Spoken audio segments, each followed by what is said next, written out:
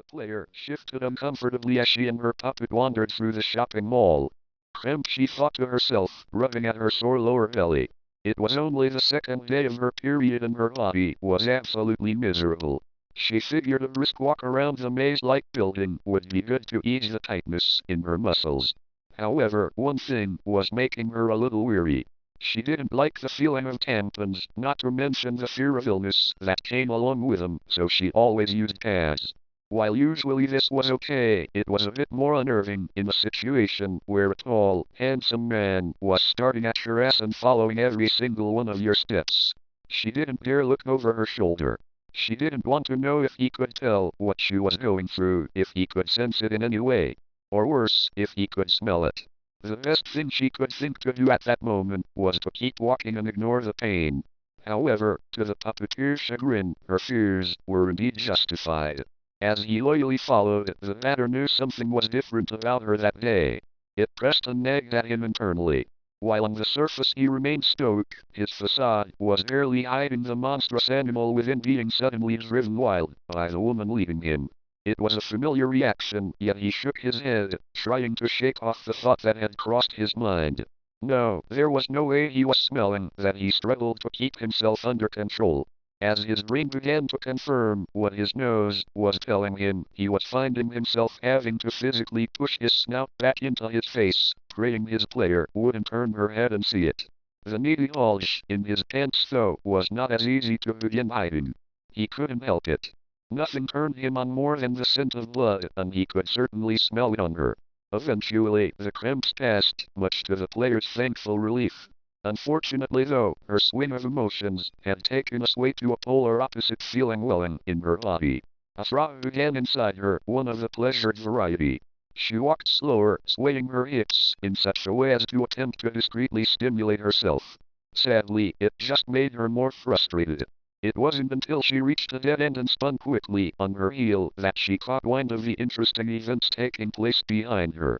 Her batter was no longer humanoid.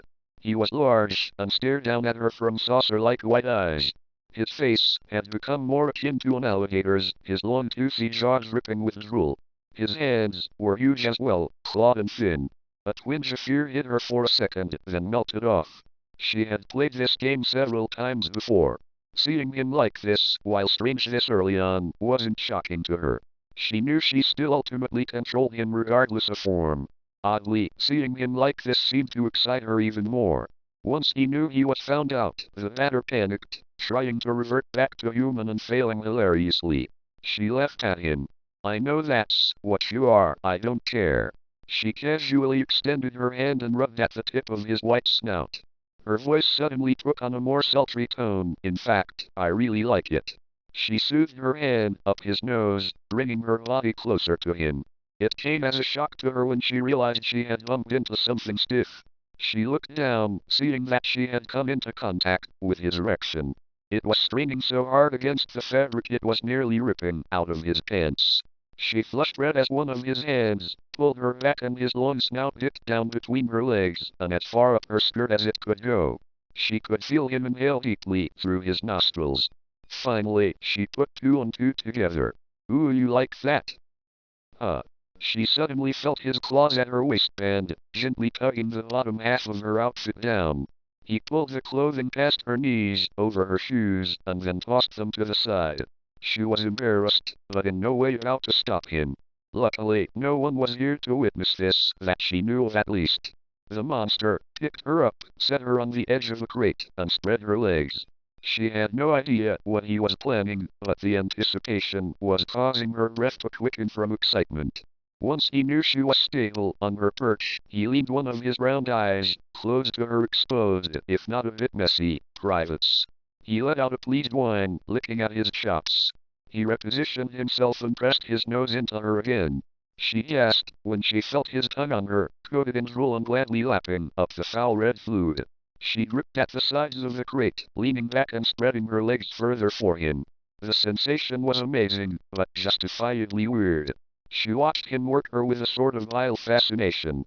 While usually she would have found the thought of anyone licking that stuff up repulsive, he seemed to really be enjoying it, and of course, the stimulation was enough to make her forget about even the most disgusting of carnal acts. Her small gasps became full moans as he decided to go straight to the source and push his slimy tongue deep into her tight pussy. He slammed his tongue in and out, knowing full well how much it was pleasing his puppeteer, humming softly in his throat as her cries of pleasure became louder and louder.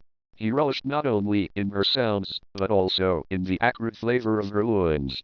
It was finer than anything else he had ever tasted, nothing even held a candle to it. He tried struggle out of his pants, something very difficult to do when both lust and giant clumsy fingers make the act of unfastening a belt or unzipping a fly very much a Herculean task. Growing impatient, he simply tore the offending clothing off, leaving a pile of fabric shreds in the wake of his claws. He gripped at his hard cock, hissing in ecstasy. His member was long, animal-like, and already slick from arousal. He stroked at himself messily, tongue continuing to lap up any trace tangy metallic blood it could find. It didn't take the girl long before she cried out in hot, overwhelmed pleasure, orgasming hard, while rocking her quivering hips against the animal's mouth. The tensing and squeezing of her muscles around his tongue treated the matter to another internal rush of red. He let out an odd squeal, running into his clawed grasp and ejaculating in thick, stringy white spurts across the blue floor of the hallway. Panting, he slowly withdrew his tongue, savoring the last of her bloody discharge in his mouth. The player's body was still shivering as she pulled herself off the crate. Her crotch was dripping with saliva, but, other than that, completely free of any blood or smell thereof.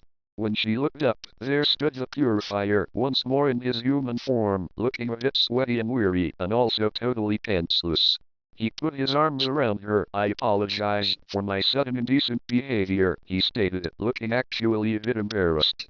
She hugged him back. "No, it's okay. I actually feel a lot better now." She leaned in, about to give him a kiss, but at the smell of his breath she quickly withdrew. "I think we should go get you some pants now." He nodded in agreement.